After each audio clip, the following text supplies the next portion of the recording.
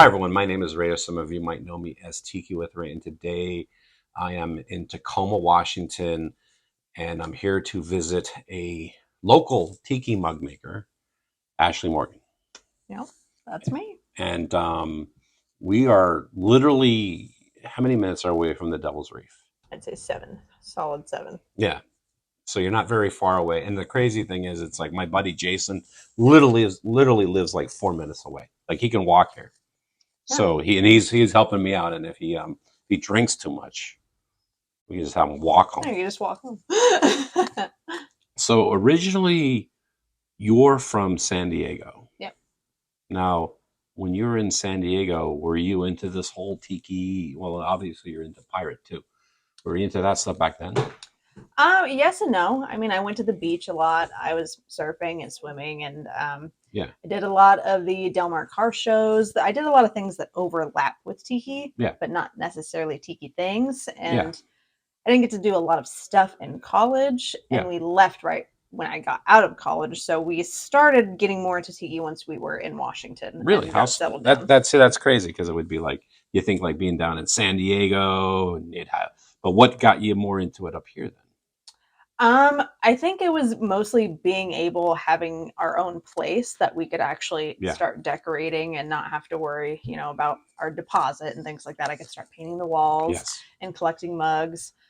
So really just having the money and having the space made it more available to us. Yeah, and actually, I mean, I'm looking at a map of something. Oh, it's a completely made up map. Oh, okay, because I was like, I totally made it up. I was like looking at the continents, like, well, that kind of looks like South America, but not really. Right. I took some, I took some inspiration from the real, globe, but yeah, it's all made up. Is this Oceania or something like that? How did you become a mug maker? Like, what got you into doing mugs?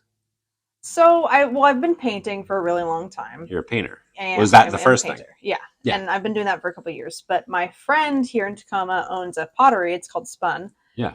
And so having her right there, I was like, well, I'm going to, we actually met at an art show that I started. And so I visited her and started, did a little bit of spinning and hand building. And I was like, this is really fun. Yeah. Clay is more fun than painting. So I started, Oh, really? It is. It's so much more fun. No, well, why, like, so why is that though? I think it's just more of the hands-on aspect. Yeah. With painting, I didn't not enjoy painting. Yeah. But having something 3D that you can touch and see all sides of and manipulate, I think is just more engaging for me. Yeah. Rather than standing there and painting something that I've already designed and gotten. I already know what it looks like in my head. Yeah. Whereas when I'm sculpting, I sort of know what it looks like in my head, but it's going to change over time. And, so eventually I was like, I want to make my own tiki mug. Yeah. But I was super intimidated by the mold making process. Oh, so God, for 2 years, I was just like, I don't want to do it. Yeah. But my friend that owns the pottery, she actually taught me how to make my first mold. Yeah. So we made that together for Jac. And after that, I was like, this is what I want to do. I'm just not going to stop. Yeah. Well, the interesting thing about, say, a mug is just like you said, it's like a painting is two-dimensional. Yeah. You're only going to see what's being shown. But when it comes to the mug, it's like it's all sides. Yeah. And actually not like, but even like top, bottom, everything. Yeah. So let's talk about a little bit about your paintings, though, because I mean, I don't want to like brush over that because I've seen your work and it's amazing. How would you describe your paintings then? Or what got you into painting? I don't know about what got me into painting. Ever since I was a little kid, I've been drawing, and I had never really started painting until I was in college. I was afraid of paint. I was a sketch artist, and that was it. My grandfather was an artist, and his dad was an artist. So some of it is just, I think, in my DNA. Yeah. And I have two brothers, and so they would go play video games. My grandparents wouldn't know what to do with me, so they're like, here's some crayons. And I think that's really where it started, if I'm being honest. Let's talk about your first mug.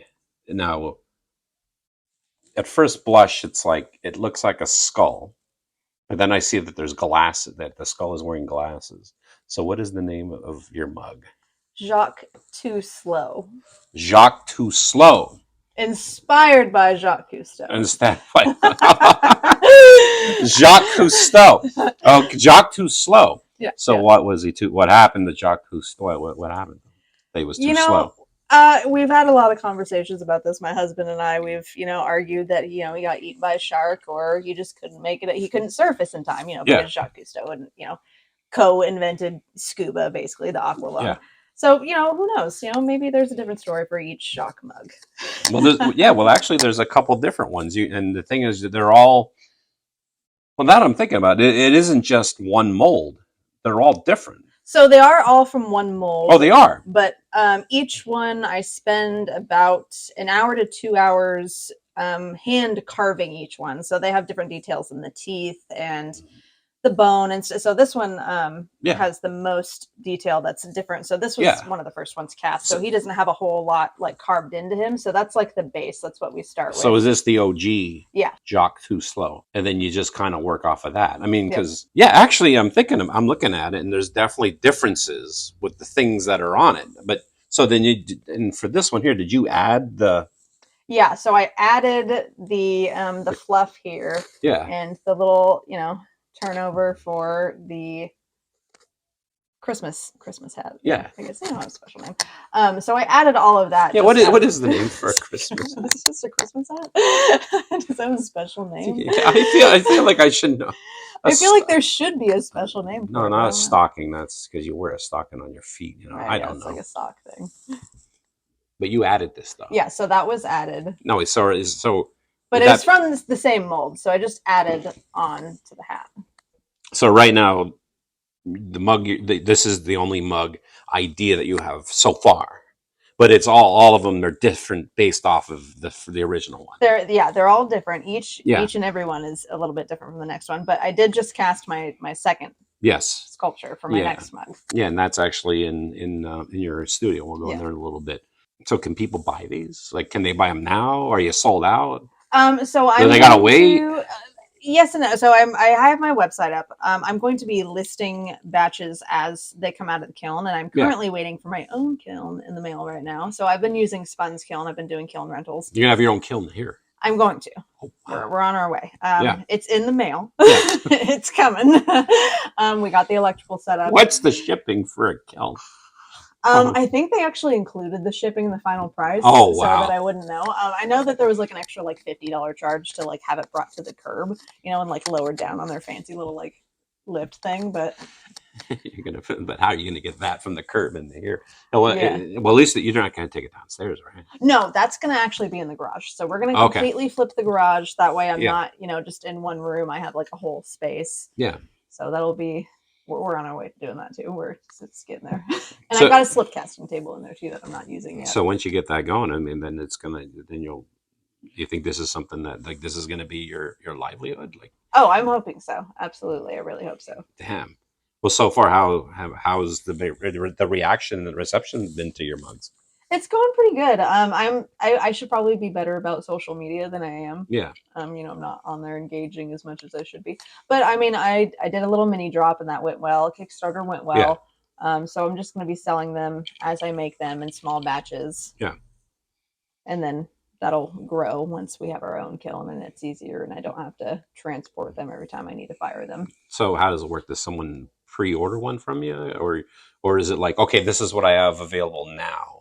More the latter. So once I have it available, I'll list it, let everybody to know that I'm going to open it the next day. Yeah. And then they can get it when it's there, and then I'll just keep doing that. Yeah. Well, say someone wants to buy a mug. How do they do it?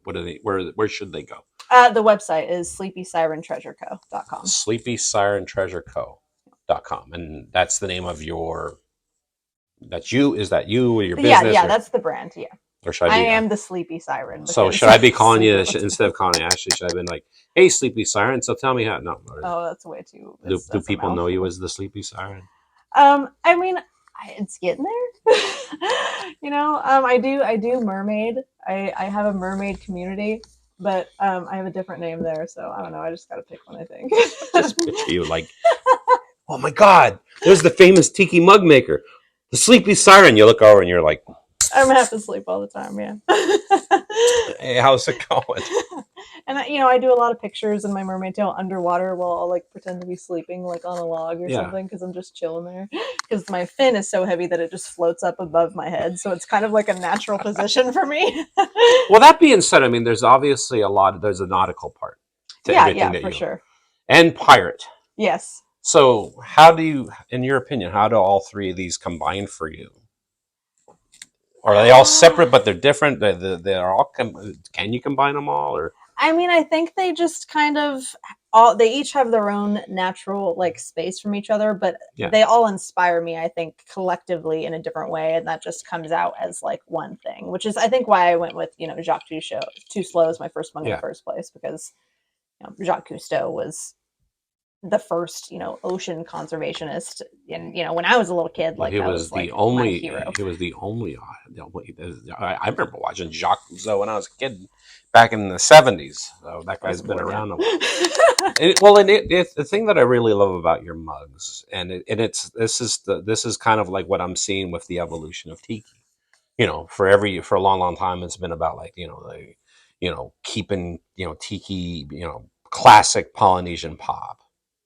But I like that I'm starting to see different aspects being included in it. Yeah. Instead of it just being Tiki. Yeah, and I like classic Tiki and Polynesian pop. Me too. But I also like that a part of like the Tiki community is that you can take something that's I guess Tiki adjacent, and put it into your space, or if you're an artist, put it into your work, and that helps you to be more creative and expressive in your own space. Yeah, and I'll tell you what, I go to like a lot of home tiki bars, and the thing that I love about the home tiki bars is that you get to see the people's personality and their interests. Because here's the thing: no one's just into like one thing. Oh, for sure. We're all into different things, and so it's like I think it's kind of cool to see people combining all those things together. And I'll tell you what, I mean, it's like with your mugs and the art that you're doing, you are combining all those elements together. Yeah.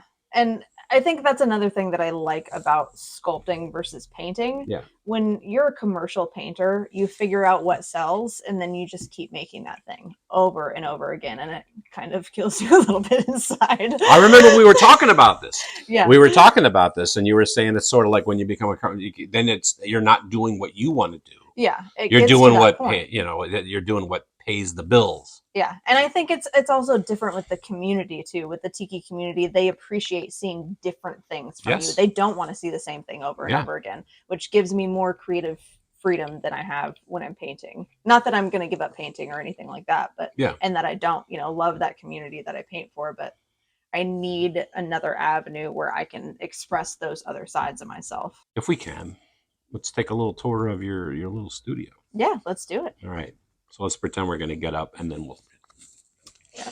I know the thing. Yeah. All right. So this is my general workspace for sculpting and carving once the jacques are dry, and underglazing and glazing. And this is where I rack my guys. And I've got a whole set of them waiting for underglaze right now. So they've all each individually been carved. And so each and every one of them is different from the next one. So they all have different missing teeth and scratches and age marks and things like that in the bones.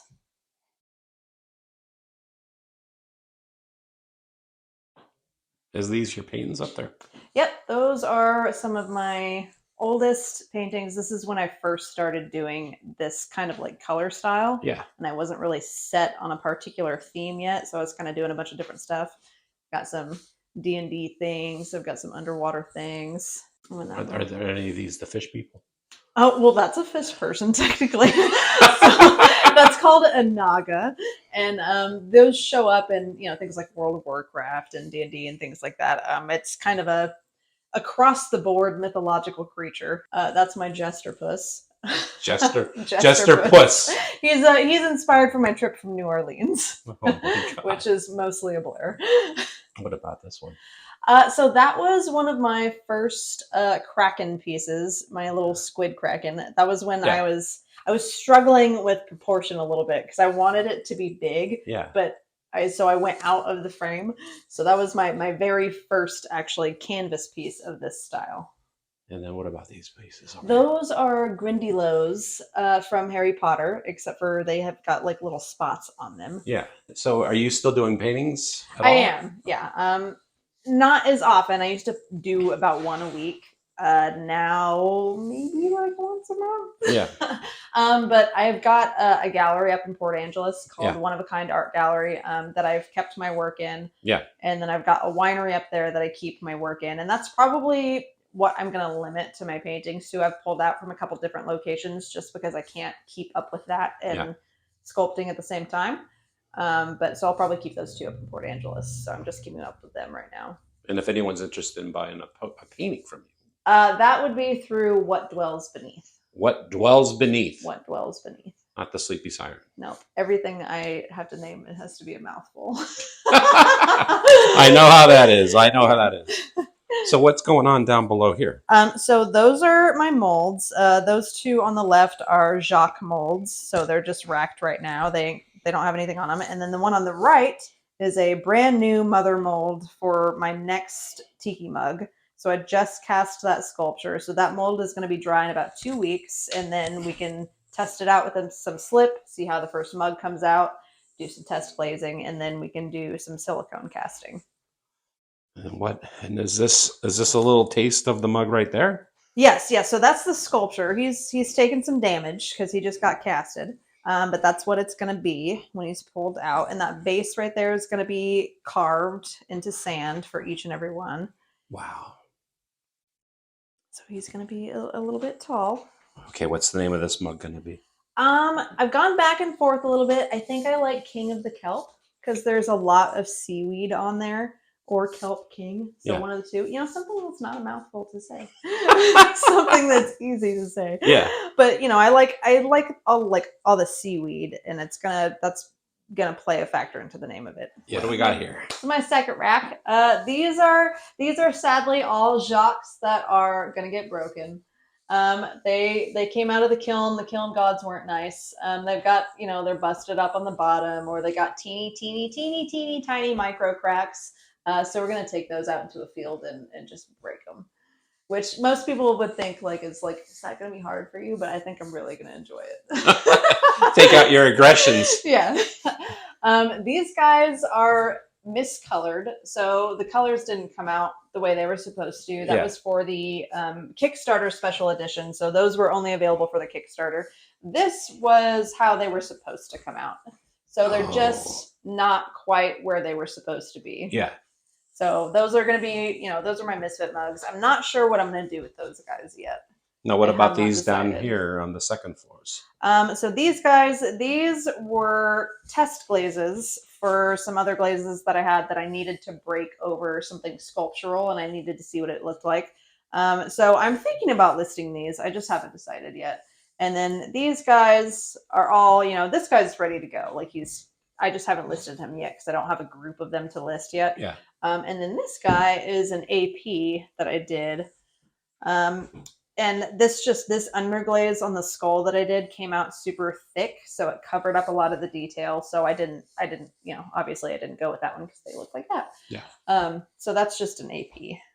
But last but not least, what do we got going on down here? Oh, this. That's a good question. So this is going to be a mermaid top that I'm going to make. So this is all monster clay, same thing that I sculpt my mug sculptures for. It's not totally done. It needs some more stuff on it, but after it's done, I'm going to cast this, and then this will be a silicone top once it's totally done. Eventually, this has been sitting here for 6 months. It seems like it's going to be heavy to wear. It depends on how thin you cast the silicone. Oh, okay. Which thinner is better for me because I really don't like heavy weighted tops. So if I can get it to come out to the right weight, I'll use it. If not, I'll scrap it. Well, actually, now that we're over here, we have a couple more paintings. Yeah. So what's So these are some of my very, very first paintings before I got into the sepia toned stuff. And I was a literature and writing major in college. And I specialized in children's literature and YA. So these are all, inspired by that. This one's inspired from Thumbelina. And this one is actually from a nursery rhyme called The Crooked Man. Crooked Man. The Crooked Man. So I still liked the spooky things. Yeah. And that's inspired by the original Little Red Riding Hood. No, wait, there's another Little Red Riding Hood? I can't remember what the original name of the original story was, but the original story is really messed up. I mean, even more so than it really is. So the wolf actually, eats the grandmother and jars up her organs and bottles her blood, and then convinces Little Red Riding Hood to eat her organs and drink the blood of Grandma. What? Yeah, and I never heard of this. Yeah, and the cat actually calls her a slut. Was this story made for children? Technically, no. I mean, the fairy tales that were written after the fact really came from wives' tales. They were, shared bored housewives that just really need to come up with the most messed up stuff that they could to entertain themselves. And here's the thing: as I'm looking at that picture, it's like not only did the wolf kill the grandma, the wolf is now wearing grandma's clothes. Oh, for sure, yeah. He's still, in the original story, he does still, dress up as grandma. It's really twisted. It's very twisted. I'm gonna have to go back and check out this other version, the X-rated version. No, the NC-17 version of Little Red Riding Hood. Yes, yeah. That should be your next mug. Oh, Little Red Riding Hood? Yeah. Maybe I might be able to come up with something for that. Yeah, or the jar with the brains in it. That would be fun. Yeah. Oh my God! Well, there you go. You got like 3 or 4 different designs there. That way, I can feel better about being a literature major. Yeah, exactly. So I can say I did something with my degree.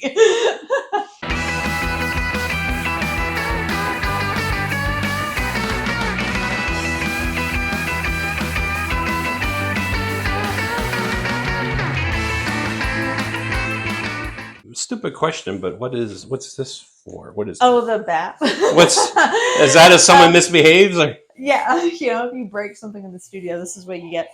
No, so I was actually using this to tap out the bubbles for the plaster when I was casting plaster because I can't find my rubber mallet. Oh, okay. So I have bats all over the house, and this is one of them. No, wait, are we living in a bad neighborhood? Is there something that I should know about? I mean, we're on the border. Want to support the Tiki with Ray show and look cool doing it at the same time? Then head over to tikiwithray.com and buy yourself a Tiki with Ray shirt. They're only $20. Tony Canapa did the design, and they're screen printed in America.